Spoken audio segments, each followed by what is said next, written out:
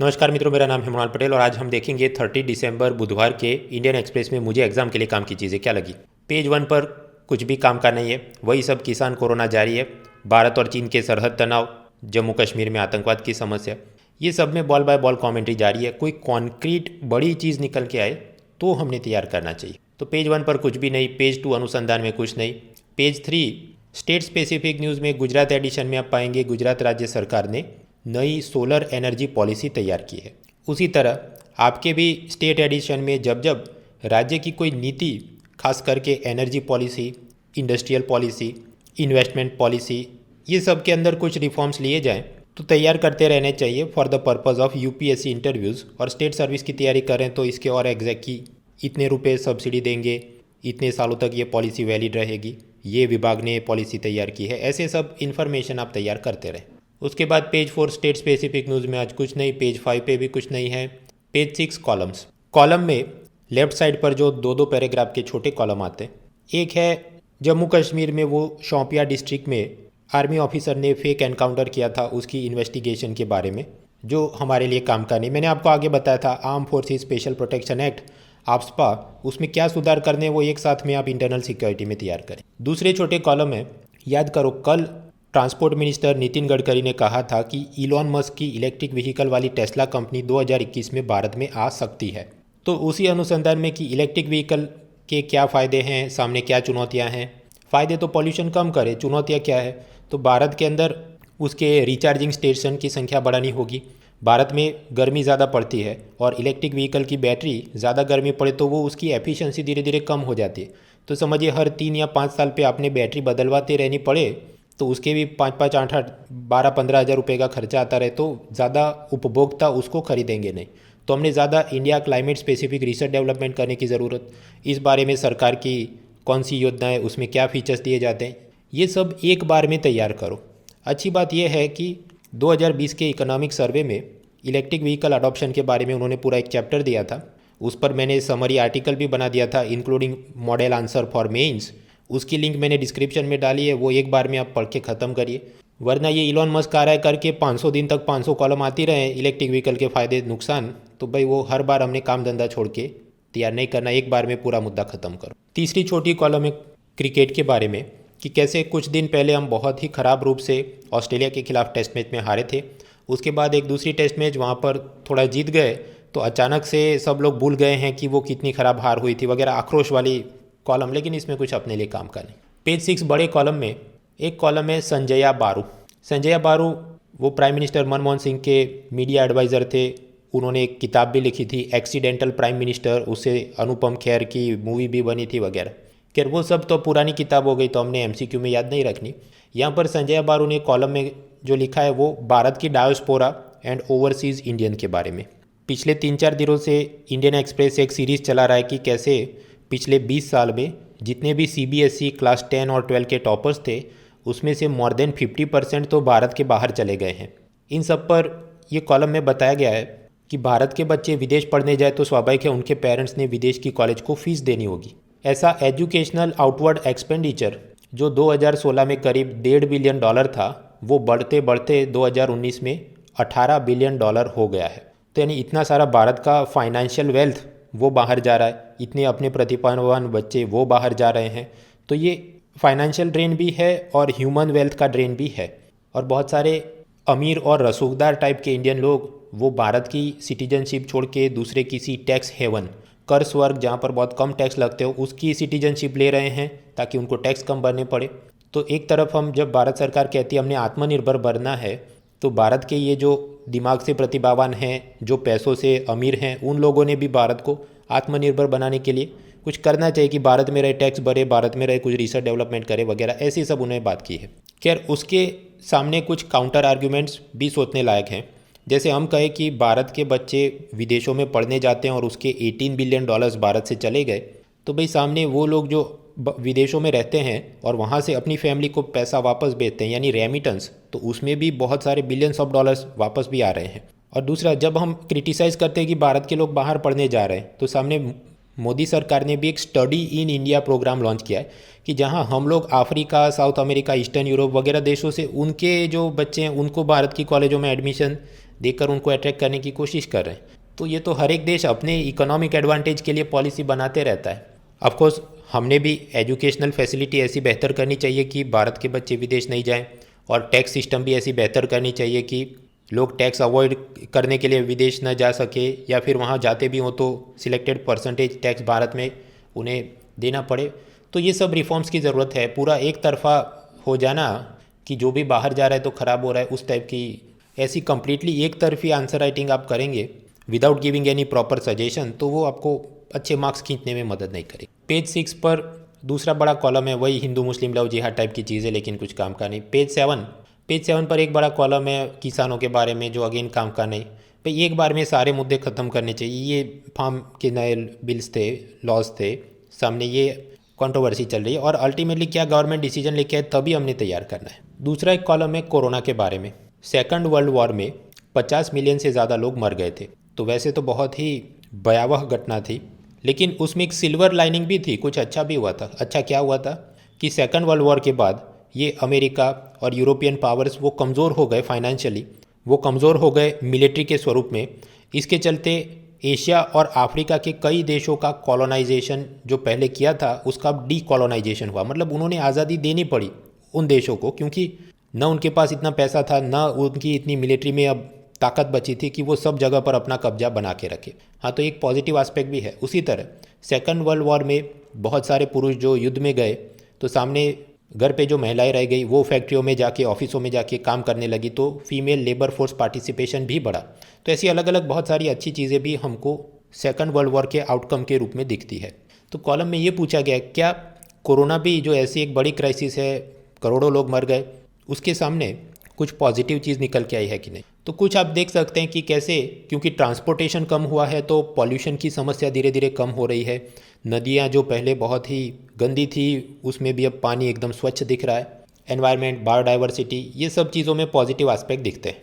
Second, क्योंकि लोग अब घर पे रहते हैं, इनकम भी थोड़ी कम हुई है, तो जो एक कंज्यूमरिज्म, उपभोक्तावाद था कि रोज़ हर हफ्ते बाहर जाना है और कुछ ये खरीदना है, वो करना है, जिसके चलते बहुत सारा प्लास्टिक वेस्ट जनरेट हो रहा था, वो भी अब कम हो रहा है। तीसरा, सभी देशों में सरकारों को पता चला कि उनकी जो अभी की योजनाएं हैं उसमें main problem was identification of the poor people and how to deliver them the benefits.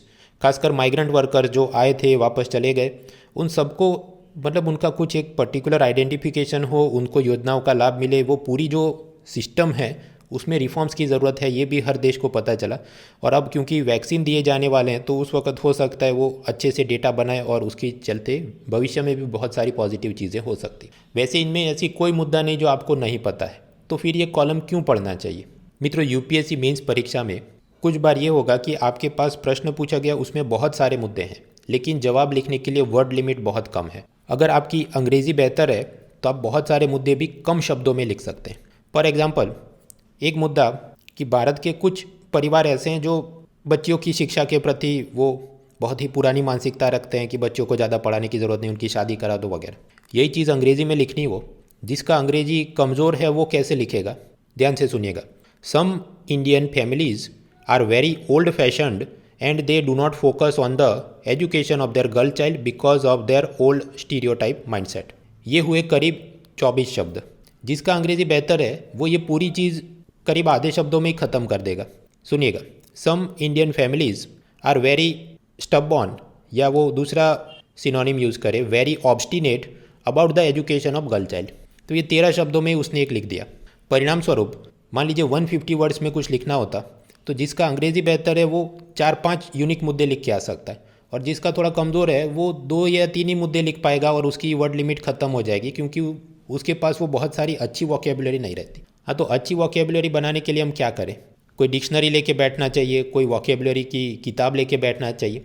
उससे आपको फ़ायदा कम ही होगा, क्योंकि जवाब के कंटेक्स्ट में हमने कहाँ कौन से वर्ड्स फिट करने हैं वो तो आप ऐसे कॉलम पढ़ेंगे तभी आपके पास बेहतर होगा। हाँ, तो अंग्रेज़ी अच्छी होने का एक फ़ायदा क्या है, ज़्यादा मुद्दे कम शब्दों में लिख सकते हैं, जिससे अच्छे मार्क्स खींचने में मदद मिले। दूसरा, कई बार हमारे पास प्रश्न ऐसा है कि उसमें लिखने के लिए मुद्दे कम हैं, तो फिर हमने वर्ड लिमिट फिलअप करने के लिए भी आपके पास बहुत सारे पर्यायवाची शब्द होने चाहिए। जैसे गौर कीजिए, आपके पास मान लीजिए आपको ये लिखना है कि कोरोना में गरीब लोगों की दुर्दशा हुई थी, poor people suffered a lot in the corona crisis. ये तो एक ही वाक्य हुआ, लेकिन मुझे समझिए 150 वर्ड या 250 वर्ड में खींच के लिखना है, तो मैं इसको बड़ा कैसे करूँ? तो अब सुनिए, during the corona crisis unorganise labour, domestic help, daily wagers, street hawkers, migrant labourers, nomadic people, rickshaw pullers, urban poor, all of them suffered a lot. तो बात तो ये गरीब लोग, लेकिन मैंने कितने सारे अलग अलग शब्द यूज़ किए ताकि अपना जवाब की वर्ड लिमिट के हिसाब से मैं उसे खींच सकूँ। कई लोग कॉलम के बारे में पूछते हैं, पढ़ने चाहिए नहीं पढ़ने चाहिए, ये तो एग्ज़ाम के लिए काम का नहीं, क्यों देखने की ज़रूरत है। लेकिन फिर भी पढ़ने की आदत रखेंगे तो आपकी अंग्रेज़ी बेहतर होगी, तो जाके आप अच्छा कर सकते हैं। हाँ, तो हम पेज 7 पे कॉलम देख रहे थे। तीसरा कॉलम है लव जिहाद के बारे में। आगे भी मैंने बताया था कि कानून में क्या क्या प्रावधान है, वो एक दो चीज़ तैयार कर लो, पूरी ball by ball commentary not important. आगे बढ़े पेज 9। पेज 9 एक्सप्लेन सीरीज़ में एक तो कोरोना से हमने क्या सबक लिया और साइंस टेक्नोलॉजी पर फोकस करे वगैरह, अमिताभ सिन्हा की पूरी सीरीज़, लेकिन इसमें कुछ बाग बाग हो जाए दिल, ऐसे बड़े बड़े मुद्दे हैं नहीं। दूसरी एक्सप्लेन सीरीज़ है dedicated freight corridor. Dedicated freight corridor मतलब रेलवे की एक ऐसी अलग लाइन जहां पर सिर्फ कार्गो ट्रेन चलाए जाएं। इससे फ़ायदा क्या? वो पैसेंजर ट्रेन और कार्गो ट्रेन दोनों एक ही पटरी पे चलाएंगे तो ट्रैफिक कंजेशन और उसका पूरा मैनेजमेंट करने में दिक्कत आती है। उनकी अलग से रेलवे लाइन बिछा दो, तो जो अभी फ्रेट ट्रेन्स मालगाड़ी 25 किलोमीटर प्रति घंटे की स्पीड पे चलती है, वो स्पीड बढ़ के 50 to 60 किलोमीटर हो सकती है। तो सोचो कितना जल्दी जल्दी हम अपना सामान भेज सकते हैं। ऐसा ये डेडिकेटेड फ्रेट कॉरिडोर वैसे तो 2006 से धीरे धीरे बन रहा है। उसके असल में दो शाखाएं हैं। एक शाखा है ईस्टर्न आर्म। ईस्टर्न आर्म में पंजाब से वेस्ट बंगाल को कनेक्ट करें, और दूसरी उसकी शाखा है वेस्टर्न आर्म, जहाँ पर उत्तर प्रदेश को मुंबई पे कनेक्ट करें। हाँ, तो फ़ायदा क्या है, वो सारा सामान उस तरफ कोलकाता पोर्ट से और इस तरफ मुंबई पोर्ट से आप आगे भेज सकते हैं। तो बेहतर logistic management, faster cargo movement, जिससे हमारी एक्सपोर्ट कॉम्पिटिटिवनेस बढ़े वगैरह फ़ायदे। फिर हम चले पेज 10, वहाँ पर पॉलिटिक्स के समाचार। रजनीकांत जो पहले अलग पॉलिटिकल पार्टी बनाना चाहते थे, लेकिन अब उन्होंने कहा कि हेल्थ के चलते मैंने अब ये आइडिया मैं ड्रॉप कर रहा हूँ, लेकिन कुछ एग्जाम पॉइंट ऑफ व्यू से काम का नहीं।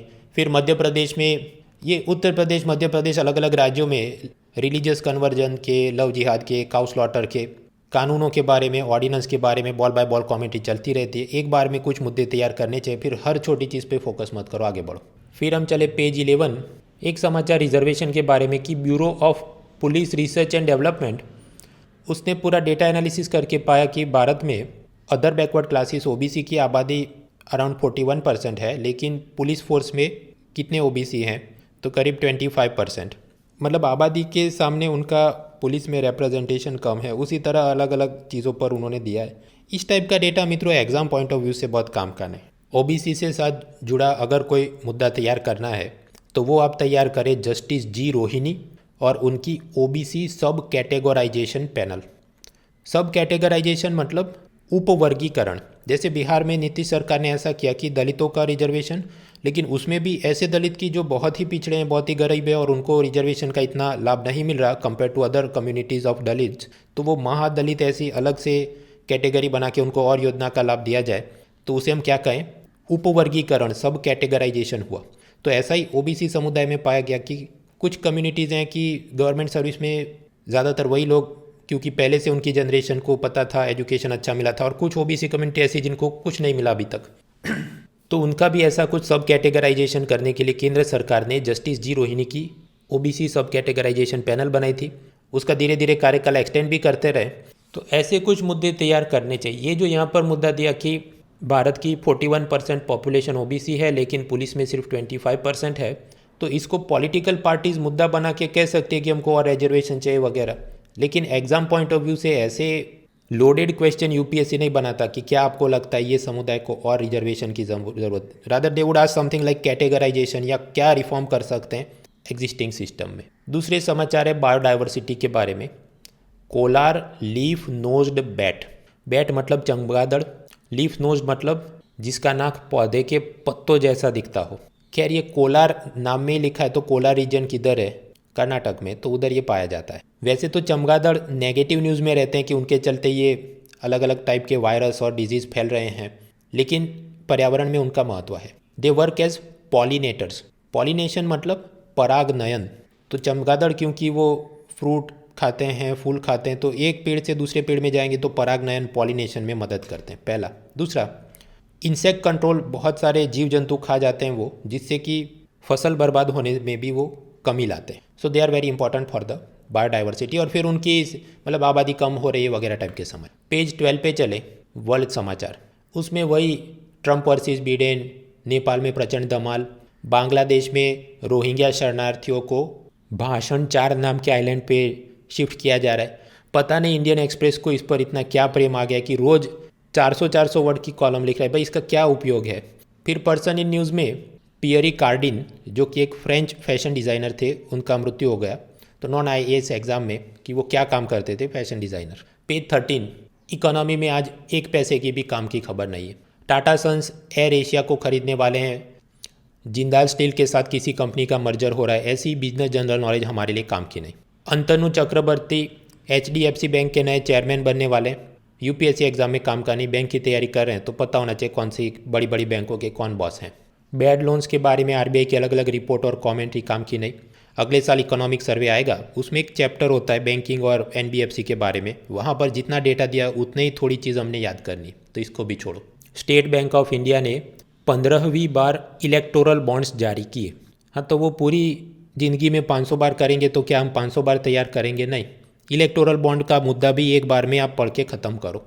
पॉलिटिकल पार्टी को आपने डोनेशन में पैसा देना है तो अप टू सर्टेन लिमिट आप कैश में दे सकते हैं, मान लीजिए 2000 तक। उससे ज़्यादा देना है तो आप चेक के द्वारा, डिमांड ड्राफ्ट, नेफ्ट, RTGS ऐसे ऑनलाइन और बैंकिंग माध्यमों से दे सकते हैं। या फिर वो अपनी फेवरेट पॉलिटिकल पार्टी को आप इलेक्टोरल बॉन्ड के द्वारा भी दे सकते हैं। ये एक प्रकार का गिफ्ट कार्ड है जिसको आप सिर्फ और सिर्फ स्टेट बैंक ऑफ इंडिया से खरीद सकते हैं और फिर अपनी मनपसंद पॉलिटिकल पार्टी को आप दीजिए, वो जाकर SBI में इसको जमा करेंगे, SBI वाला उसके बैंक अकाउंट में उतना पैसा ट्रांसफ़र करेगा और ऐसे इलेक्टोरल जो उसको चंदा मिला है उसकी मदद से वो अपने जो भी पॉलिटिकल कैंपेनिंग, चुनाव लड़ना है, प्रचार करना है, उसको यूज़ करेगा। उसके और क्या सेलियंट फीचर है, क्या फ़ायदे, वो सारे एक बार में ख़त्म करो भाई, ये हर बार है तो करना नहीं चाहिए। EPFO के एम्प्लॉय प्रोविडेंट फंड में 8.5% इंटरेस्ट दिया जाएगा, तो वो तो हमने पहले भी एक बार देख लिया था। वही चीज़ वापस रिपीट की जा रही है कि उसमें जो पहले प्रपोजल था कि 8.15 अलग से देंगे और 0.35 बाद में देंगे क्योंकि सरकार को पैसों की किल्लत है, इधर उधर की वो internal commentary not important, final निकल के क्या है वो देखना ज़रूरी। उसके बाद पेज 14 स्पोर्ट्स में आप कुछ भी काम का नहीं। तो ये था बुधवार का न्यूज़पेपर।